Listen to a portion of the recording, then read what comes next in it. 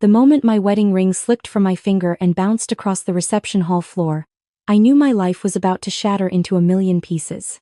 My husband of 3 hours stood frozen by the head table, his phone clutched in his white-knuckled grip, all color drained from his face as he stared at whatever message had just destroyed everything we'd built together. "I have to leave," he said, his voice hollow enough to echo through my bones. Those 4 words crashed through our wedding reception like a bomb. 200 guests fell silent. The string quartet stopped mid-song. And I stood there in my custom Vera Wang gown, champagne glass suspended in the air, watching the man who had just promised me forever turn his back and walk away. If you've ever had your world collapse without warning, you know exactly how this feels. Hit that subscribe button because you'll never want to miss another story of betrayal, survival, and unexpected second chances. Your support means everything as we share these incredible journeys together. Now let me tell you how my fairy tale turned into my worst nightmare. I need to back up a little so you understand just how devastating that moment truly was. My name is Rachel, and I was a corporate attorney at one of Chicago's most prestigious law firms. I'd spent years clawing my way up from a small-town girl with a state school degree to a partner-track associate handling multi-million-dollar mergers. My life was organized, controlled, predictable. Everything had a place, and everything stayed in its place. Until Daniel. We met at a charity gala I was obligated to attend for the firm. He was an investment banker, confident without being arrogant, handsome without being aware of it. When I accidentally knocked his drink onto his Italian leather shoes while reaching for a canapé, he laughed instead of getting angry. "I hope those weren't your dancing shoes," I said, mortified. "They are now," he replied, and then asked me to prove it. We danced 3 songs that night. He called the next morning. By our 3rd date, I knew I was in trouble. By our 6th month together, I couldn't imagine my life without him. Daniel was everything I never knew I needed. Where I was rigid, he was flexible. Where I overthought, he trusted his gut. He'd show up at my office at midnight with Thai food when I was drowning in depositions. He'd leave little notes in my briefcase that I'd find during stressful meetings. He learned my coffee order, my comfort foods, my favorite flowers. "You work so hard to control everything," he told me once, stroking my hair as I fell asleep on his chest after a brutal week. "Let me be the one thing you don't have to manage. Just trust me." And I did. Completely. After 2 years together, he proposed during a weekend getaway to Lake Geneva. He'd rented a private cabin, filled it with candles and roses, and got down on one knee with his grandmother's ring. "I want to spend my life being the safe place you come home to," he said. "I want to be the one constant in your chaos. Will you let me?" I said yes before he finished the question. Our engagement was 18 months of pure joy. We found a gorgeous apartment in Lincoln Park, planned a wedding at the Drake Hotel, and talked about the children we'd have someday. Daniel handled most of the wedding planning, knowing how demanding my job was. "You just show up and look beautiful," he'd say. "I'll take care of everything else." The wedding day arrived, crisp and perfect, a late October afternoon with golden light streaming through the hotel's grand windows. My mother helped me into my dress, tears streaming down her face. "Your father would have walked you down that aisle so proudly," she whispered. I carried his pocket watch in my bouquet, a piece of him with me on the day he couldn't be. Walking toward Daniel, I felt like I was floating. He was crying as I approached, actual tears rolling down his cheeks. When I reached him, he squeezed my hands and mouthed the words, "I love you." Our vows were perfect. I promised to be his partner in all things, to trust him with my whole heart, to build a life full of laughter and love. He promised to be my safe harbor, my constant, my home. When the officiant pronounced us married, Daniel kissed me like I was the most precious thing in the world. The reception was everything we'd dreamed. Our first dance to "At Last" by Etta James, the song that had been playing when we first met. Toasts from our best friends that made everyone laugh and cry. A 5-tier cake that Daniel had tasted at 7 different bakeries to find the one with the perfect lemon filling because he knew it was my favorite. I was talking to my law school roommate, a glass of champagne in my hand, when I noticed Daniel checking his phone near the bar. I didn't think anything of it at first, probably congratulations from colleagues who couldn't attend. But then I watched his face change. His confident posture crumbled. He read whatever was on that screen once, twice, 3 times, each reading making him paler than the last. I excused myself and crossed the room, my heart rate climbing with every step. "Honey, is everything okay?" He looked up, but but his eyes seemed to focus on something 1,000 miles behind me. "I have to leave," he said. "Leave? We're at our wedding reception." I laughed nervously, reaching for his arm. He pulled away like my touch burned him. "I can't explain right now. I just need to go. Daniel, you're scaring me. Whatever this is, we can handle it together." That's literally what we just promised each other. His eyes finally focused on mine, and what I saw there terrified me. Guilt. Shame. Something that looked like grief. "I'm sorry, Rachel. I made a mistake. A terrible mistake." "What mistake? Please just talk to me. I can't do this." He backed away, knocking into a waiter carrying glasses of wine. The crash turned every head in the room toward us. "Can't do what?" My voice rose, panic replacing confusion. "Daniel, we just got married. I'm so sorry." And then he was gone, pushing through the crowd, disappearing through the grand doors while I stood frozen in my wedding dress, surrounded by 200 witnesses to my humiliation. My maid of honor, my sister Melissa, caught up with me in the lobby. "What the hell just happened?" she demanded. "I don't know. He got a text and then he just left." We ran outside just in time to see his black Mercedes speeding out of the parking garage. I stood there in the October chill, my breath making clouds in the air, watching my husband drive away from our marriage before it had even begun. Inside, I could hear the confused murmurs of our guests, the music that had stopped, the clinking of silverware as people set down their forks. Appetites gone. Melissa held me as my legs gave out, lowering me gently to the cold concrete steps of the Drake Hotel. My perfect day. My perfect love. Everything exposed as a beautiful lie. The first week, I couldn't get out of bed. Melissa moved into my apartment, fielding calls, returning gifts, canceling the honeymoon to Bali that would never happen. My mother flew in from Ohio, cooking meals I couldn't eat, and offering comfort I couldn't accept. Daniel had vanished. His phone went straight to voicemail. His apartment had been cleared out within days. His colleagues at the bank claimed he'd taken an emergency leave of absence for family matters. No one would tell me anything. I hired a private investigator on day 10. Desperate times. On day 14, he delivered news that gutted me.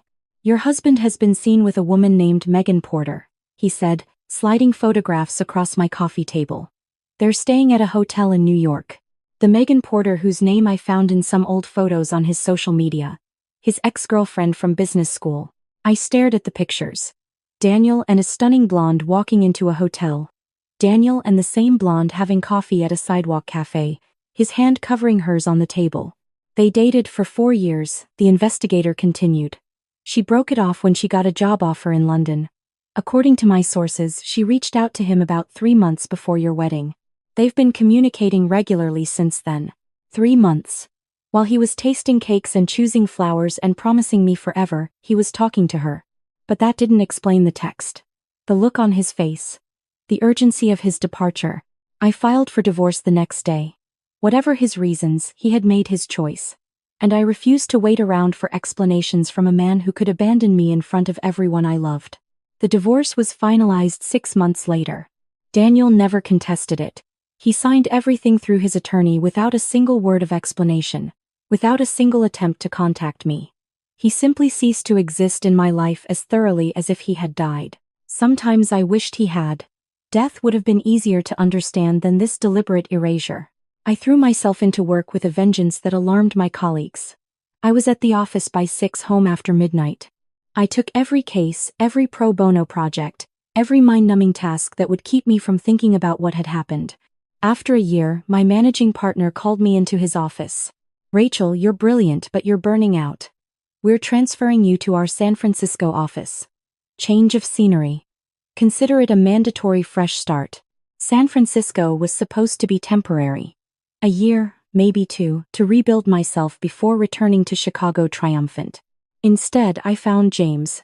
I met him in the most unromantic place imaginable, the emergency room at UCSF Medical Center.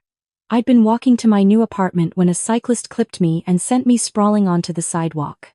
3 hours and 1 badly sprained ankle later, a surgeon appeared to examine my x-rays. "No fracture," he said, his voice warm and calm. "But you should stay off it for a few days. I'm James, by the way. The nurse told me you've been very patient despite the wait. I'm Rachel. And I've been catching up on emails, So the wait was actually productive. He laughed, and something in his eyes crinkled in a way that made my chest feel strange. A lawyer who sees silver linings. That's rare. We talked for 20 minutes about nothing important.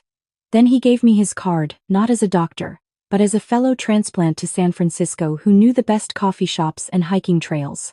I didn't call him for 3 months. I was still too broken, too guarded, too certain that trusting anyone again would destroy me. But I kept the card.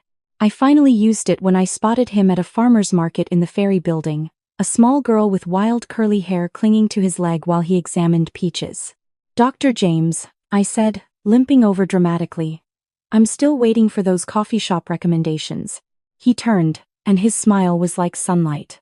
"Rachel, your ankle clearly healed." The little girl tugged his hand. "Daddy, who's that?" "Sophie, this is Rachel. I helped fix her ankle." "Rachel, this is my daughter Sophie. She's 7 going on 37. Sophie studied me with intense brown eyes. "Do you like peaches?" "I love peaches." "Then you should come get pancakes with us. Daddy makes the best pancakes and he puts peaches on top." James looked embarrassed. "Sophie, Rachel probably has plans." I looked at his hopeful face, at Sophie's eager one, and something cracked open in my chest. "Actually, I'm completely free." That was the beginning. James was a widower. His wife Caroline had died of ovarian cancer 2 years earlier, leaving him to raise Sophie alone while maintaining his demanding career as a pediatric surgeon. He understood grief, understood loss, understood the way life could shatter without warning. He never pushed me to talk about Daniel, but when I finally did, he listened without judgment. "Some people carry wounds they don't know how to heal," he said. "It doesn't excuse what he did, but hurt people often hurt others. The question is what you do with the pain." I fell in love with him slowly, carefully, like someone learning to walk again after a terrible injury. I fell in love with Sophie too, with her gap-toothed smile and her endless questions and the way she insisted on holding my hand whenever we crossed the street. A year after that farmer's market meeting, James and I were sitting on his deck watching the sunset while Sophie played in the backyard. "I know you've been hurt," he said quietly. "I know trust doesn't come easily anymore. But I need you to know that I'm not going anywhere. Whatever your past holds, I'm here for your future." He pulled out a ring, simple and elegant, a sapphire surrounded by small diamonds. "I'm not asking you to forget what happened. I'm asking you to take a chance on something new. On us." Sophie appeared out of nowhere, holding a homemade sign that read "Please say yes" in sparkly letters. I said yes through tears. We planned a small wedding, 30 people at a winery in Napa. No grand hotel, no 200 witnesses, no elaborate reception. Just the people who truly mattered and a promise to build a life together. The morning of our wedding, I woke up calm. Not the nervous energy of my first wedding, but a deep, settled peace. This was right. James was right. Sophie was right. My sister helped me into my dress, a simple ivory sheath, nothing like the elaborate gown from before. "You look happy," Melissa said. "Really happy." "I am." I was putting the final touches on my makeup when my phone buzzed with an email. The sender's address made my blood run cold. Daniel. Subject: "Before you marry him. Rachel, I know I have no right to contact you. I know you probably hate me and you should. But before you start a new life, you deserve to know the truth about why I left. I never stopped loving you. I left because I believed I had to. Because Megan told me something that made me think I had no choice. I know this sounds like an excuse. It is an excuse. A pathetic one. But if you're willing to listen, I'd like to explain in person. Not to win you back, I know that's impossible. But so you know that walking away from you was the hardest and most wrong thing I've ever done. I'm dying, Rachel. 6 months, maybe less. And I couldn't leave this world with you believing I abandoned you because I didn't love you enough. Daniel." My hands trembled so violently I dropped my phone. "What is it?" Melissa asked, alarmed. "Nothing. It's nothing." I deleted the email. Today belonged to James, to Sophie, to the future I was building. The past had no place here. The ceremony was everything I'd hoped for. Rolling hills of vineyards behind us. Sophie strewing flower petals down the aisle with adorable concentration. James waiting at the end looking at me like I was his whole world. We wrote our own vows, simple promises about partnership and patience and choosing each other every day. When the officiant pronounced us married, Sophie cheered louder than anyone. The reception was intimate and warm. A private dinner at the winery, fairy lights strung through the olive trees, excellent wine, and even better company. Sophie had already fallen asleep in my mother's arms when I noticed the commotion near the entrance. My new husband appeared at my side, his jaw tight. "Rachel, there's someone here." I turned, and the world stopped. Daniel stood in the doorway of the winery, looking like a ghost of the man I'd married 5 years ago. Gaunt, gray, leaning heavily on a cane. His once vibrant eyes were sunken, his tailored suit hanging loose on his wasted frame. "I just need 5 minutes," he called out, his voice barely carrying across the room. "Please." James stepped forward protectively. "This isn't the time or place." "I know." Daniel's eyes found mine. "I've tried everything else. Letters, emails, calls. You've blocked them all. I understand why, but I'm running out of time, and I can't die without telling you the truth." The word hung in the air. "Let me handle this," James said quietly. "You don't owe him anything." But I knew I wouldn't have peace until I understood. Until I finally knew why. 5 minutes, I said. Outside, we walked to a terrace overlooking the vineyard, Melissa following close behind like a guard. The sun was setting, painting the sky in shades of orange and purple. Daniel lowered himself painfully into a chair, and I noticed how even that simple movement exhausted him.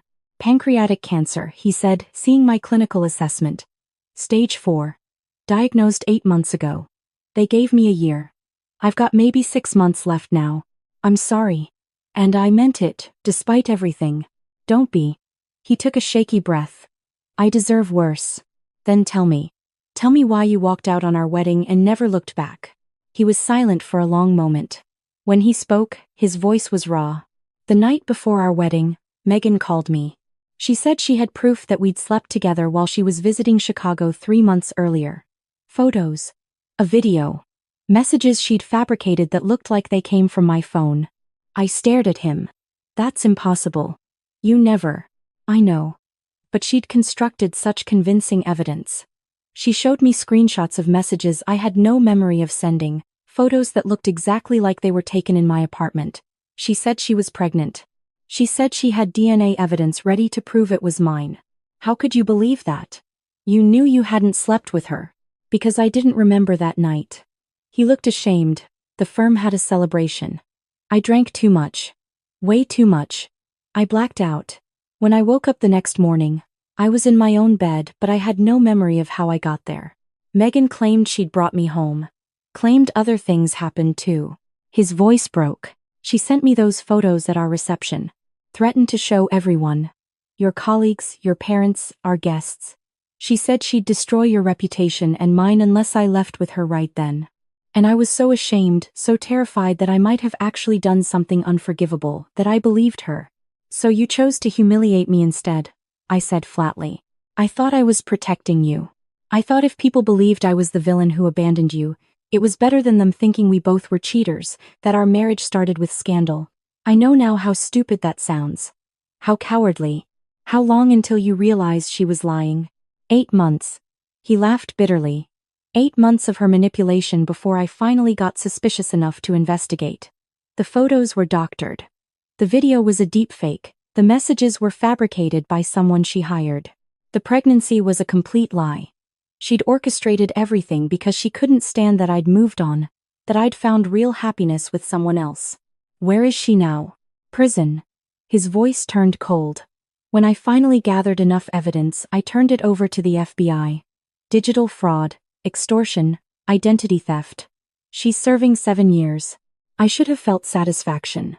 I felt nothing but emptiness. "Why didn't you come find me after you knew the truth?" "I tried. By then you'd moved, changed your number, blocked me everywhere. Your family refused to tell me where you were. Your firm said you'd transferred but wouldn't say where. I hired investigators, but you'd covered your tracks well. I built walls," I said quietly. "I had to. I understand." He reached out, then pulled his hand back. "I'm not here to ask for forgiveness, Rachel. I'm here so you know that I didn't leave because I stopped loving you. I left because I was weak and scared and believed a lie. And I've spent every day since regretting it." The silence stretched between us. 5 years of pain, and now this. A dying man seeking absolution. What happened to you, I finally said, is horrific. Being manipulated like that, being trapped. And I'm genuinely sorry you're sick. But Daniel, you made choices. You could have talked to me that night.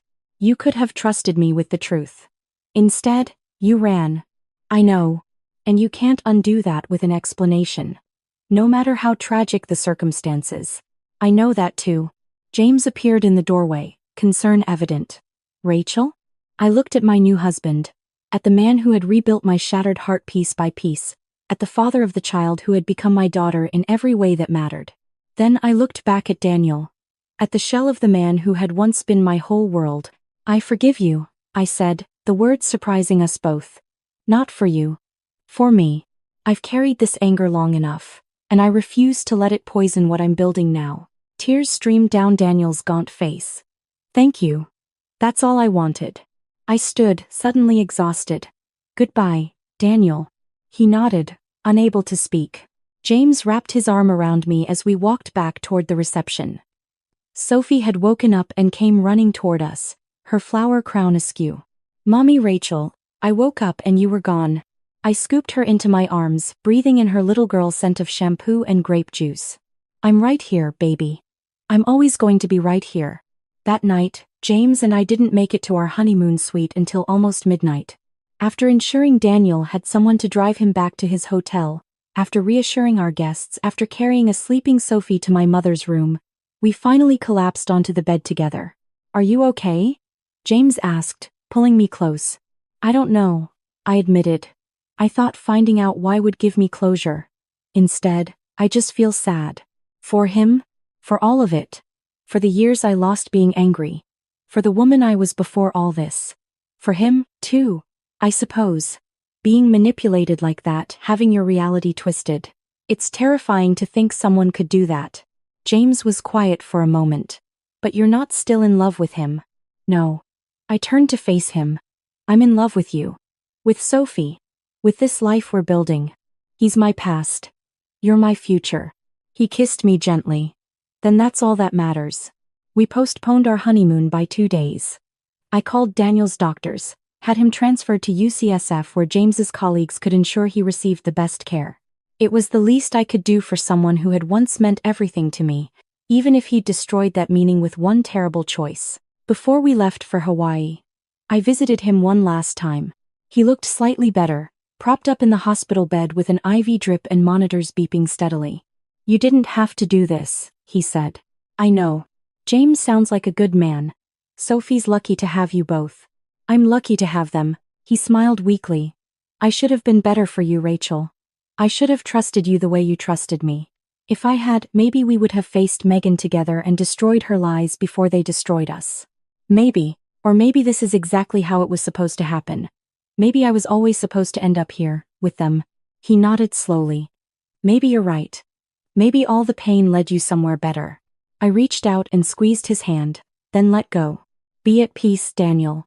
Whatever comes next, thank you for letting me explain. For letting me say goodbye.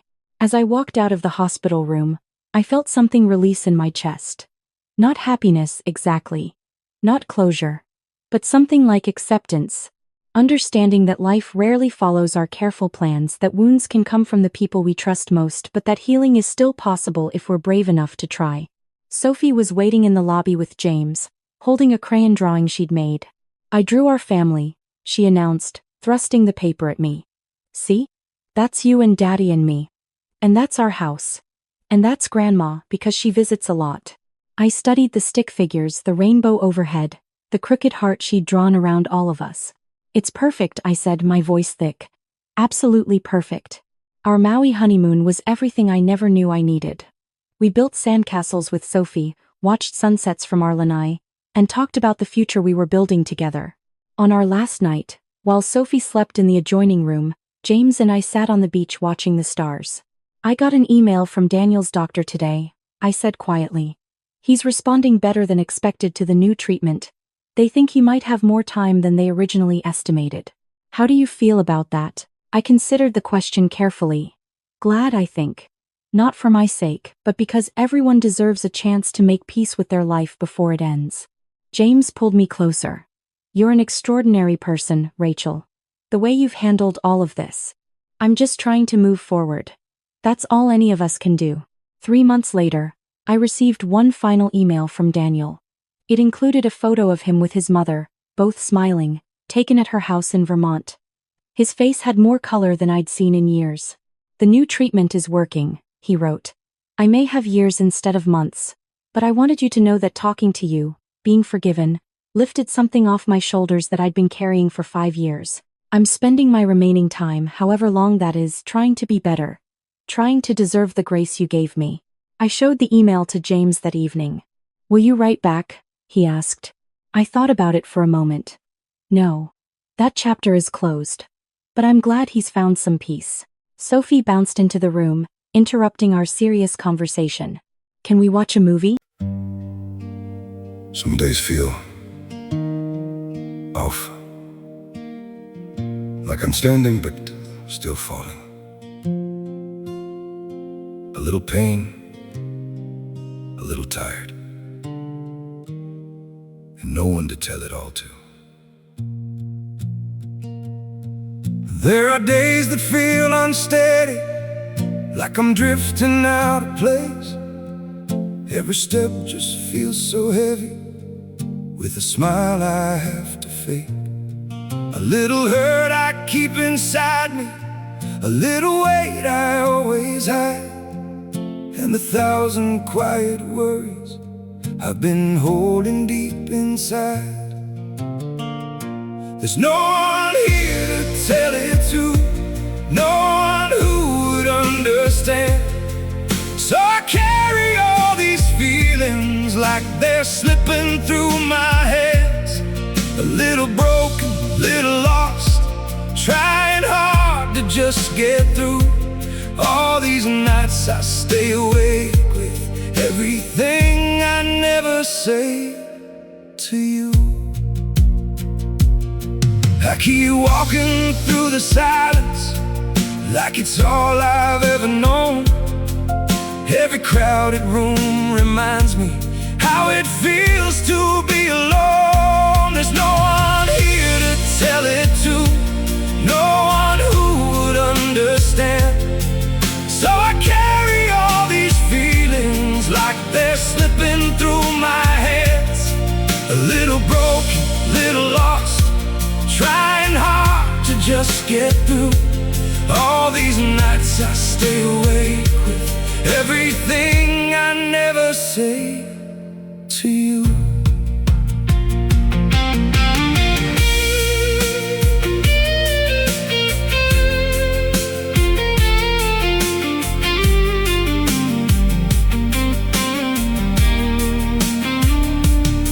Maybe one day I'll be stronger, maybe I'll learn how to speak, but for now I keep it buried in the parts of me too weak. There's no one here to tell it to, no one who would understand. So I carry all these feelings like they're slipping through my hands. A little broken, little lost, trying hard to just get through. All these nights I stay awake with everything I never say to you.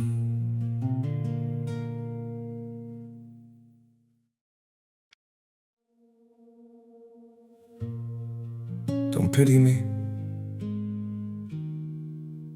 My heart doesn't need your mercy. I can still stand on my own.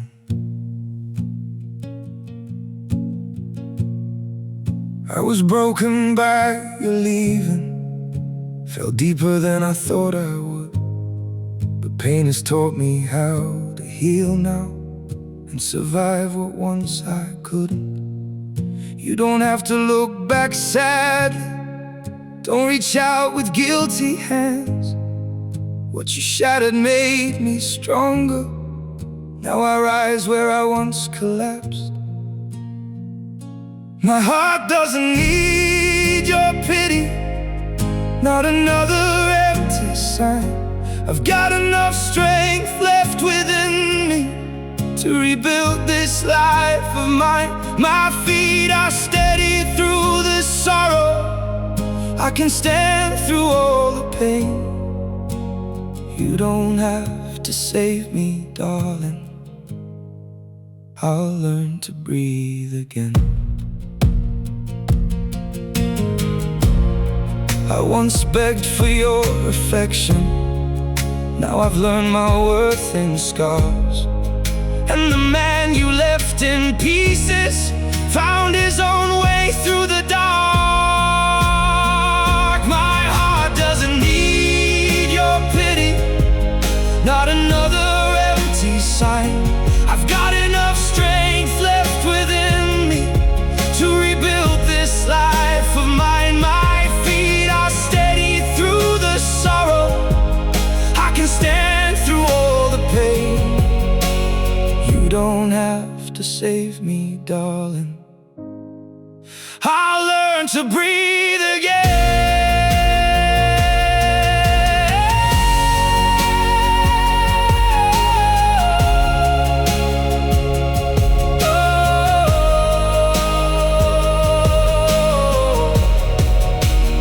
So keep your sympathy behind you.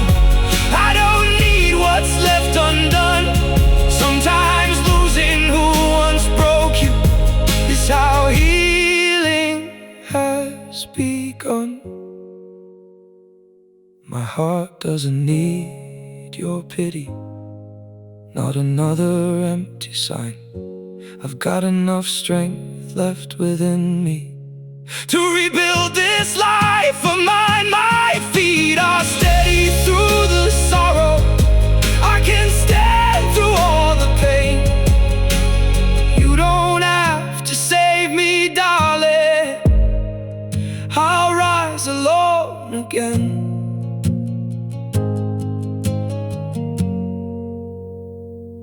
I'll rise alone